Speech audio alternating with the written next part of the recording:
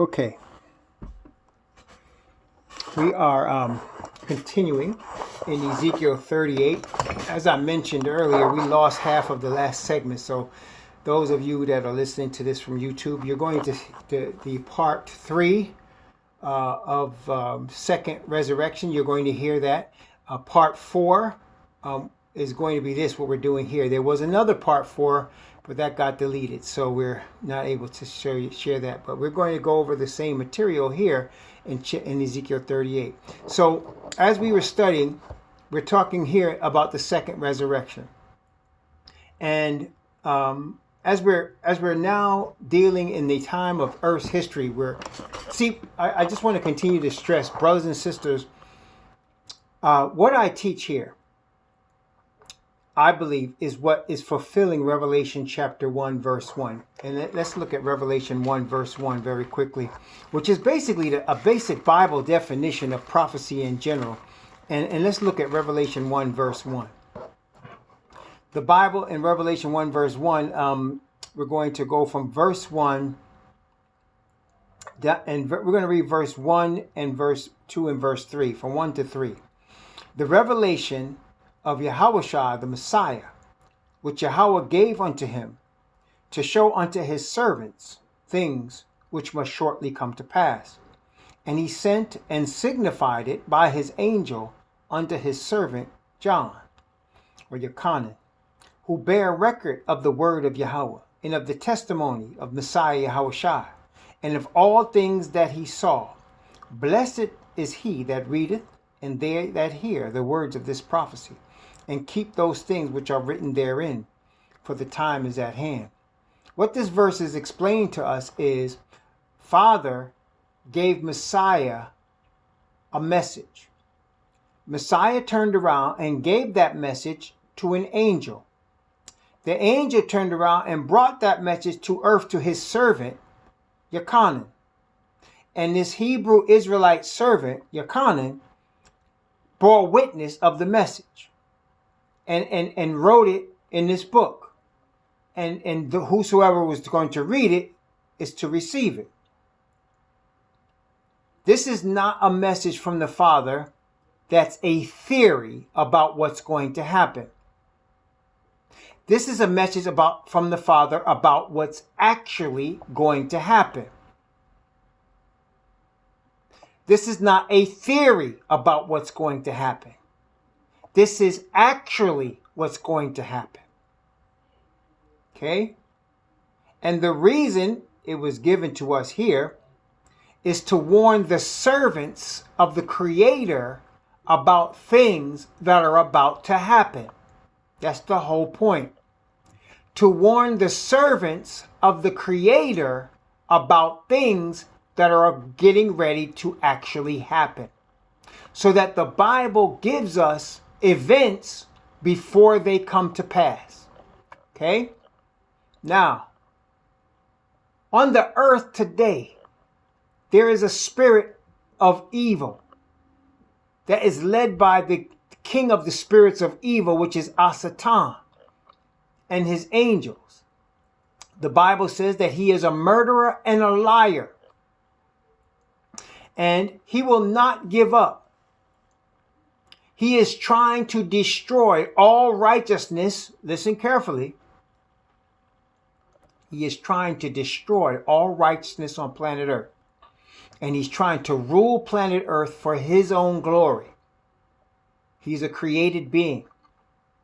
And he's trying to rule planet Earth for his own glory and have people bow and subject themselves to him. His main doctrine that he gives and he offers to humankind is that man can be God. That's what his main doctrine is. Man can be God. And he is the ultimate God. That's the way he has ruled this place. And so all of his belief is around that. Now, what he is doing, he is a deceiver. So he is making deception more and more powerful because his time is almost up. And he is using all of the power that he has been given upon his creation as a former covering cherub. See, Gabriel or Gabriel, which means warrior of the Most High, is a covering cherub. And he came down here and he told Zechariah, John, Yochanan the Baptist's father, he said, I am Gabriel and I stand in the presence of Yahweh. There's only two like that.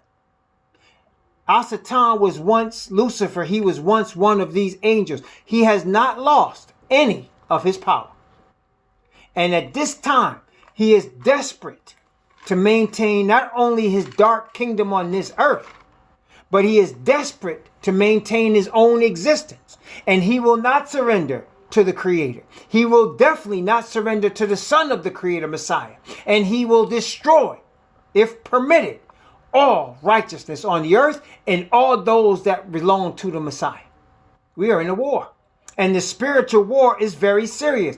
And as we are getting closer to the events we're getting ready to talk about in Ezekiel 38, 2 Timothy chapter 3 comes to mind. 2 Timothy chapter 3, verses 1, from verse 1.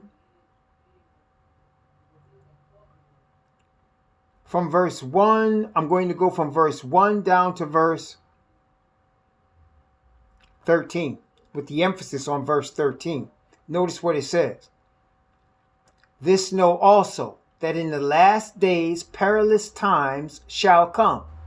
For men shall be lovers of their own selves, covetous, boasters, proud, blasphemers, disobedient to parents, unthankful, unholy, without natural affection, truce breakers, false accusers, incontinent, fierce, despisers of those that are good, traitors, heady, high-minded, lovers of pleasure more than lovers of Yahweh, having a form of godliness, but denying the power thereof. From such turn away. For of this sort are they which creep into houses and lead captive silly women, laden with sins, led away with divers lusts, ever learning, but never able to come to the knowledge of the truth. Now, as Jannes and Yambre withstood Moses, so do these also resist the truth. Men of corrupt minds reprobate concerning the faith. But they shall proceed no further, for their folly shall be manifest unto all men, as theirs also was. But thou hast fully known my doctrine, manner of life, purpose, faith, long-suffering, charity, patience, persecutions, afflictions which came unto me at Antioch, at Iconium, at Lystra. What persecutions I endured, but out of them all the Master delivered me. Yea, and all that will live godly in Messiah the Yahushua shall suffer persecution. Verse 13. But evil men and seducers shall wax worse and worse, deceiving and being deceived. Let me explain something to you, brothers and sisters. Are you ready? Testing 1, 2, 3. Are you ready? Every man born on the earth, before you meet Messiah Yahushua, before you surrender to the spirit of righteousness from the Father, every man is a liar. Did you hear what I said? Every man born on this earth, before you meet Messiah, before you meet your Father in heaven and get covered in his righteousness, you're a liar. Period. End of story. Liar. All of us, including myself. When we meet the truth as it is, that's why Messiah said he is the truth. When you meet Messiah and he turns around and introduces you to your Father, that's the first time you get experience pure, unadulterated, golden truth. Okay? Listen carefully now. Because, brothers and sisters, the reason I brought that up is it says, evil men and seducers shall wax worse and worse, deceiving and being deceived. And brothers and sisters, those people, the majority of the people on planet Earth that are not given over to that which is true, are going to be given over to that which is a lie. And that's why the last thing the scripture says about those of us that are accounted worthy to inherit the kingdom is those people that are outside the city are liars. All liars outside the city. And all of us, we are repentant liars. Testing 1, 2, 3. That's what we are. We're repentant liars. Okay? And the people that are unrepentant are still liars. Okay? That's what it comes down to. And let me tell you this. Let me tell you the truth. The scripture is telling them righteousness is not lying. Righteousness is the opposite. We never lie. That's why the Bible says Most High cannot lie, because he's perfect righteousness. Satan, that's all he does is lie. He's a master of liars. He's the inventor of liars.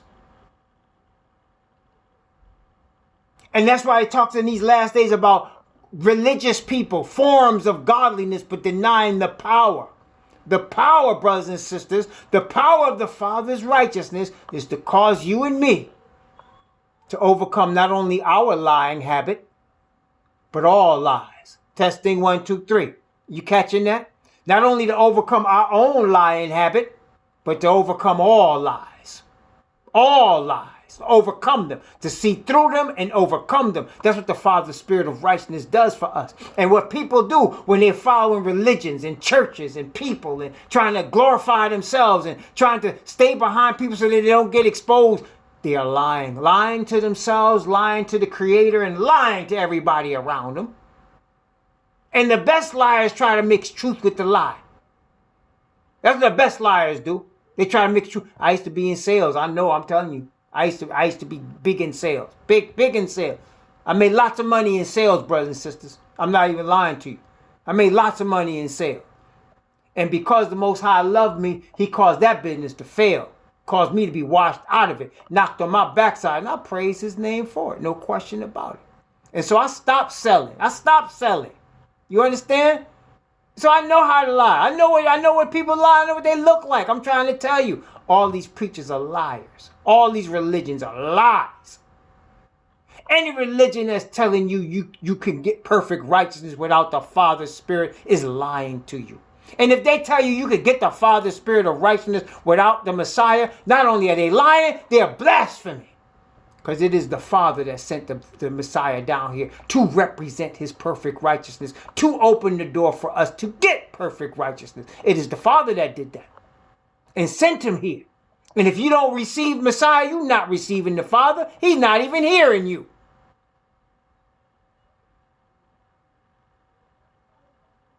And I'm telling you, I'm done with trying to sell and high pressure sale and hypnotize people to get money. I'm done with it. That's what I'm trying to tell y'all right now, man. Anybody sitting up here in religious garb asking you for money, you need to run the other way. They lying to you. They lying to you. This world is full of liars. Full of liars, brothers and sisters. And the only way for us to overcome lies is to come into the spirit of the Father's righteousness and the spirit of truth. For his name's sake, that's the only way. That's the only way. Otherwise, we're all giving over. You see, look, I want to show you. Revelation chapter 22. Revelation chapter 20. Actually, we got it in chapter 21 and chapter 22. Notice chapter 21 first. Notice chapter 21. Going to read chapter 21. Oh, this is such a beautiful passage. From verse 1, we're going to read from verse 1 down to verse 8, and with the emphasis on verse 8. Notice verse 1 down to verse 8 with the emphasis on verse 8. Notice what it says. We all former liars. That's why we can't boast. We know better. We just former liars. That's all we are. We used to be liars. That's all. Don't be boasting. All of us used to be liars. But the Father's Spirit, the blood of the Messiah, righteousness have covered us, caused us to overcome lies, caused us to overcome fear, caused us to overcome love of this world. Huh? Don't boast. Revelation 21 from verse 1 down to verse 8. Notice what it said. And I saw a new heaven and a new earth. For the first heaven and the first earth were passed away, and there was no more sea.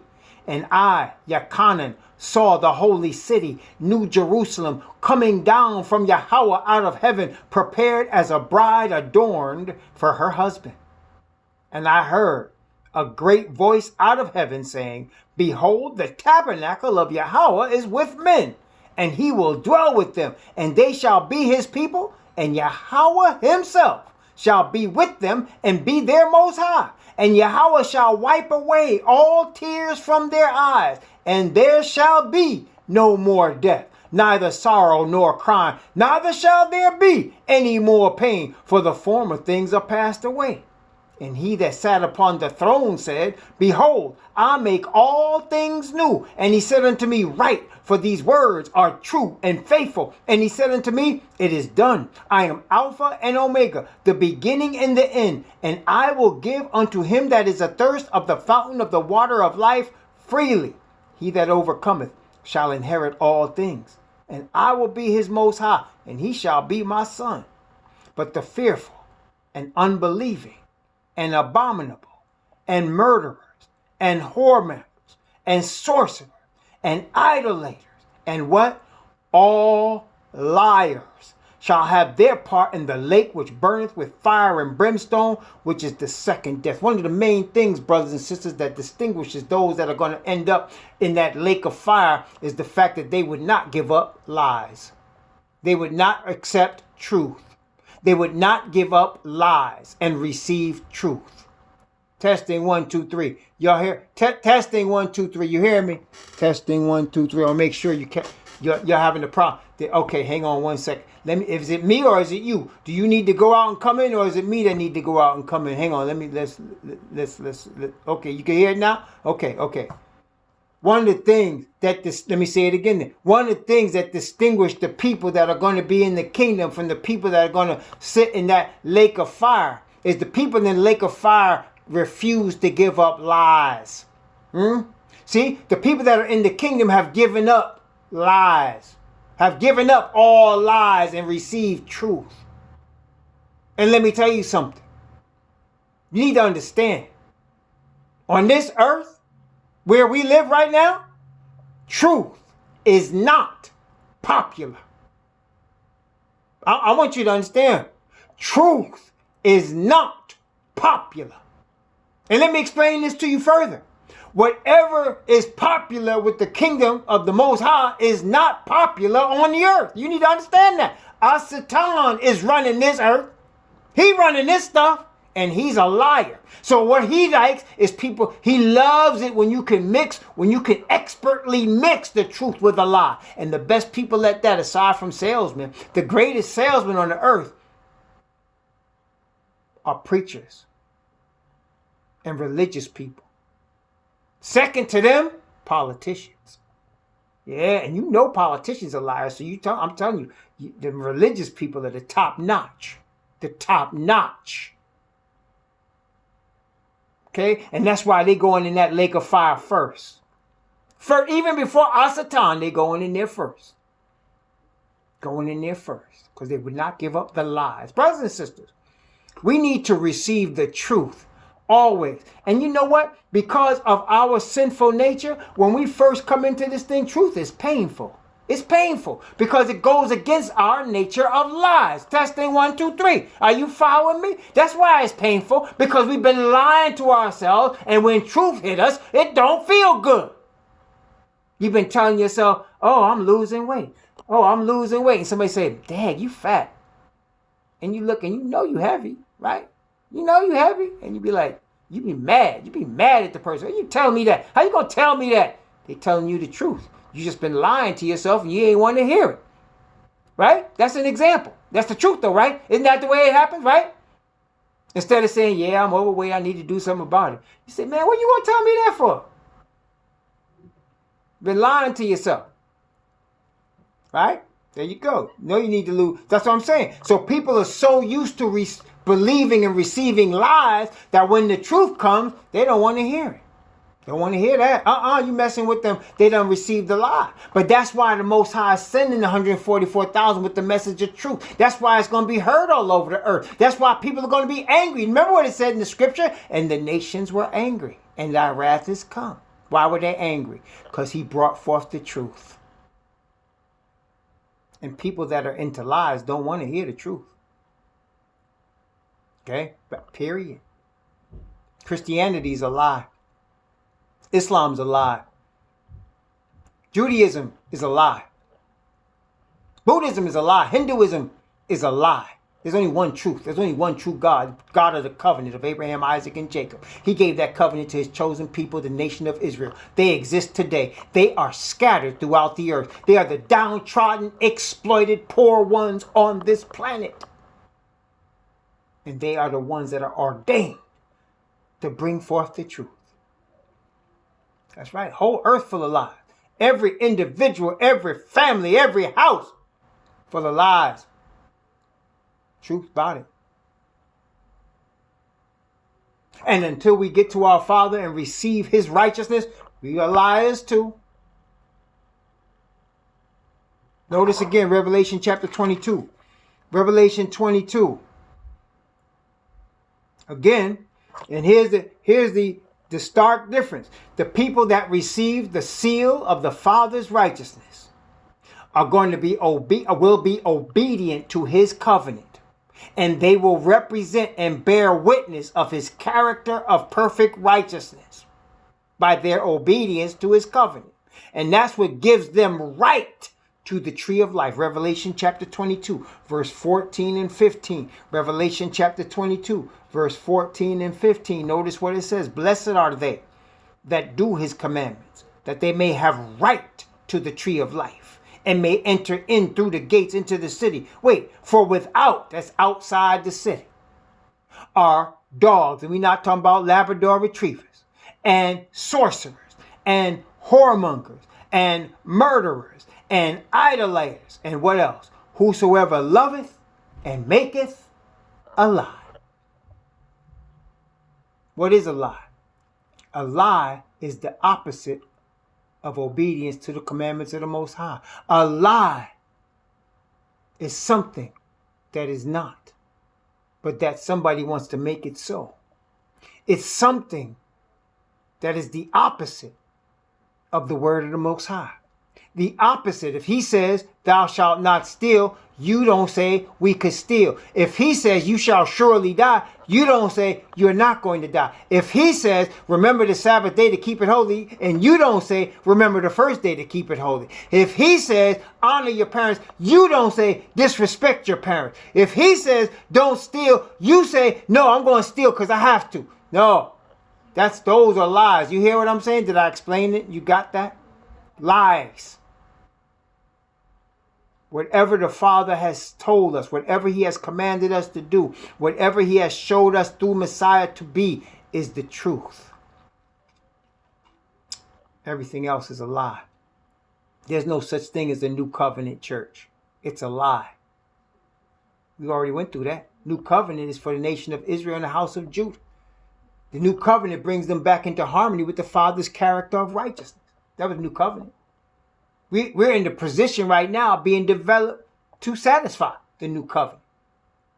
Praise the Most High. Because it say, you shall not teach every man his neighbor and every man his brother, saying, know yo Yahweh. For ye shall all know me, from the least to the greatest. That's going to be in the kingdom. We're being prepared for that kingdom now. And in our preparation, what are we doing? We're seeking all truth. We're seeking all truth. We're willing to give up everything on this earth, everything in this life, in order to be able to serve the Father in spirit and in truth, right? That's what it's about. That's all it's about. It's not about money. But see, brothers and sisters, this is the era of grace. We talked about it. Here it is illustrated again in Revelation chapter 22. Revelation chapter 22.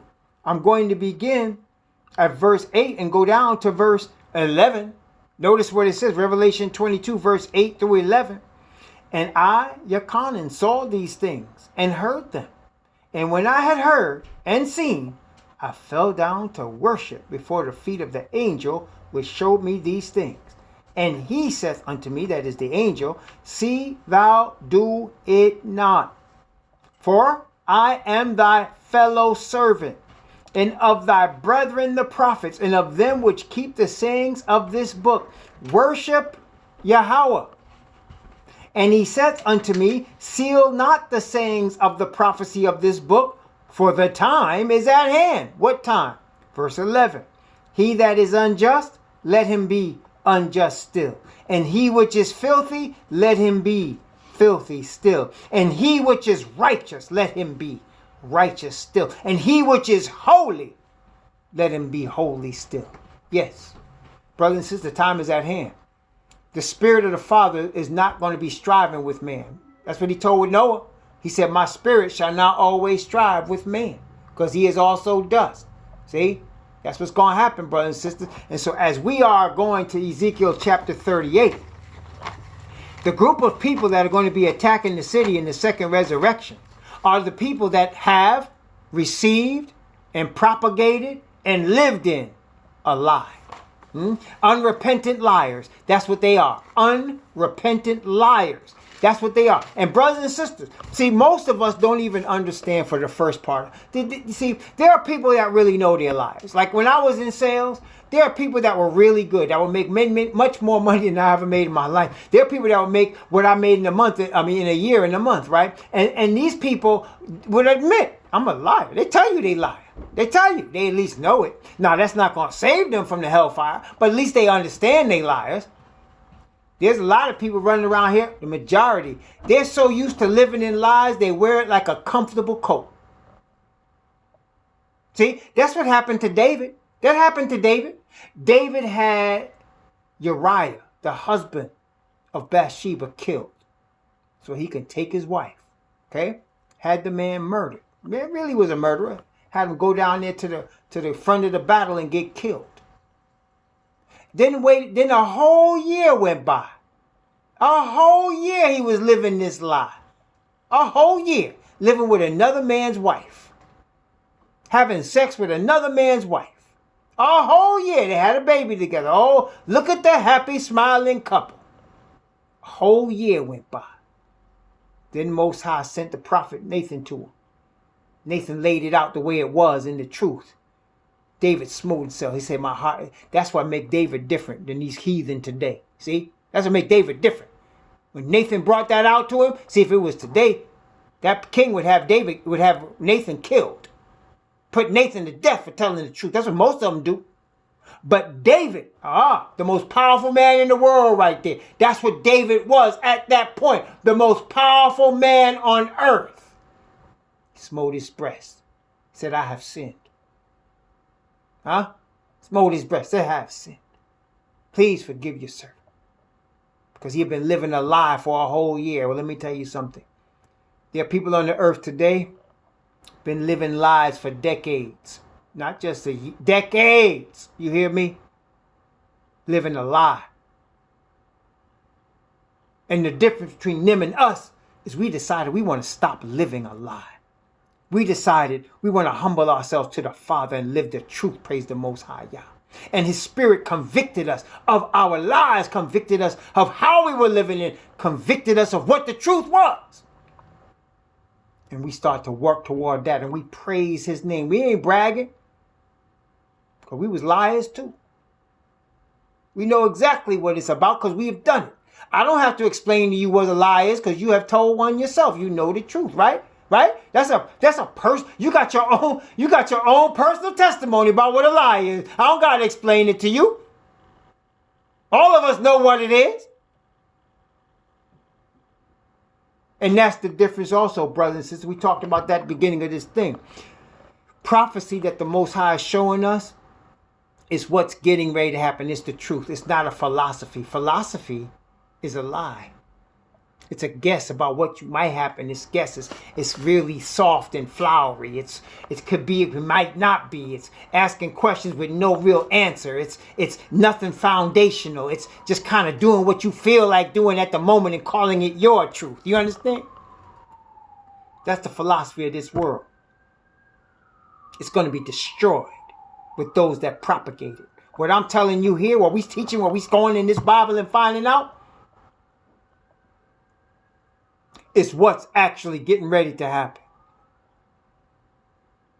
And we're getting prepared for it. Ezekiel chapter 38. One more time. Let's go from verse 1. From verse 1. And this time we're going to go down to verse 8. From verse 1 to 8. Ezekiel 38. Let's read this thing.